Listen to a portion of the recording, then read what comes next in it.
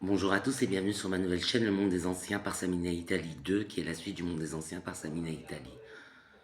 Alors aujourd'hui, je vais pousser mon coup de gueule vers les services sociaux qui ont tendance à avoir des petites machines dans leur tête. Faut pas les en vouloir.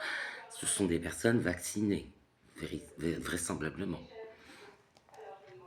Alors moi, par exemple, je me retrouve dans une situation précaire parce que j'avais un logement, un appartement situé en rez-de-chaussée dans un quartier où il y avait beaucoup de trafic.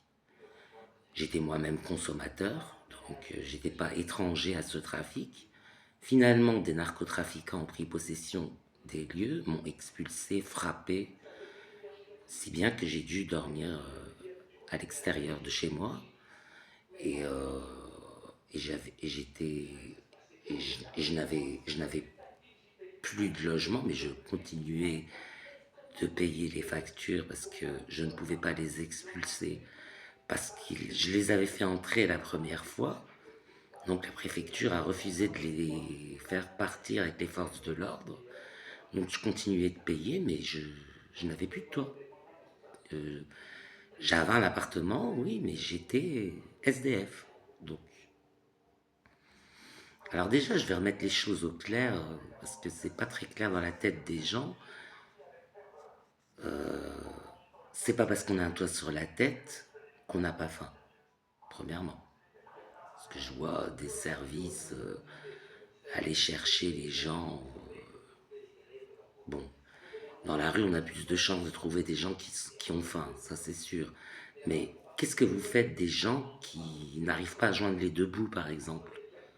Qu'ils ont un logement, mais qui ont tellement de factures, de relance d'impayés, de rejet de prélèvements, et tout ça, qu'ils ne peuvent même pas nourrir leur propre famille.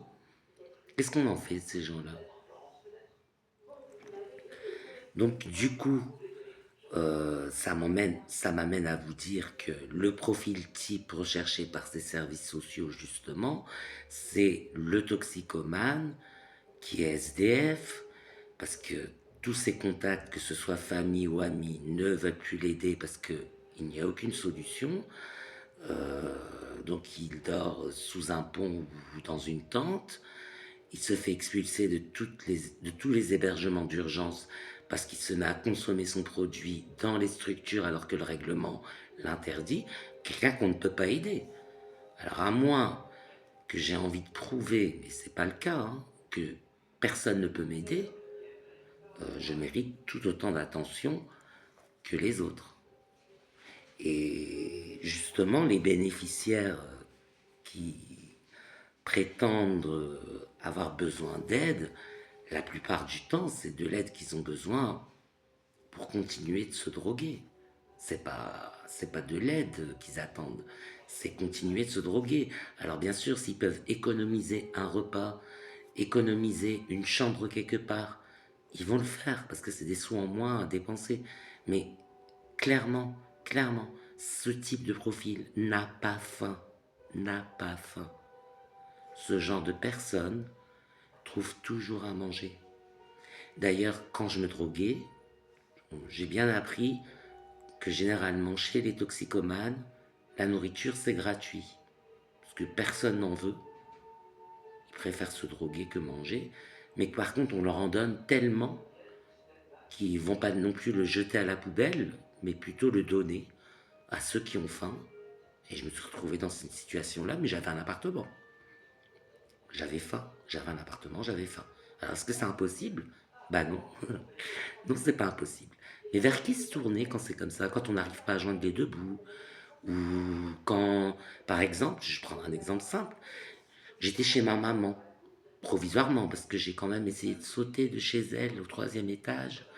Je me suis défenestré de chez elle, donc du coup pour m'accueillir c'est un peu compliqué. Elle a toujours peur que je recommence, mais provisoirement j'étais chez elle. Et alors ma mère me dit, va voir les gens qui t'aident d'habitude, débrouille-toi un peu. Moi, j'ai pas les moyens de te nourrir et tout ça. Je dis, bah, c'est pas grave, maman, je vais aller voir les restos du cœur et je sais que j'aurai un repas. Parce que ma mère, elle gagne pas grand chose et c'était un hébergement temporaire. Autrement dit, c'était juste pour un toit pour dormir, c'est tout. Mais pas de nourriture, enfin, elle n'est pas censée me, elle n'est pas censée me prendre en charge non plus, mais elle peut m'héberger, ça c'est possible. Donc elle m'a hébergé, elle m'a pas pris en charge. Donc je me suis rendu au Resto du Cœur. Qu'est-ce qu'on me dit une fois que je vais au Resto du Cœur? Une espèce de connard qui est à la rue, d'après ce que j'ai compris, il avait un appartement également, hein, mais... Et qui me dit quoi? Pourquoi tu viens au Resto du Cœur si t'es chez ta mère? Le Resto du Cœur, c'est pour ceux qui sont à la rue. Voilà, donc du coup, dans la foule, quelqu'un l'a entendu, et ça a commencé à gueuler, à gueuler, à gueuler, dire, il y a des gens, ils ont un toit, ils osent venir au Resto du Cœur. Voilà, vous aidez des gens qui ne, qu'on ne peut pas aider, et qui ne le méritent même pas. Ils sont même pas gentils, alors qu'on est tous dans la même galère. J'ai fait une demi-heure de queue pour avoir 3 saucisses, un peu de semoule et de la ratatouille. Est-ce que je mérite pas un repas? Enfin, je sais pas. C'est ce que les autres, qui avaient un peu de cœur, lui ont dit. Mais grosso modo, peu importe la situation pour laquelle on se retrouve en galère, on devrait trouver une porte à laquelle frapper au cas où on a des problèmes. Mais là, ce que je vois, c'est que c'est toujours le même profil type qu'on veut aider.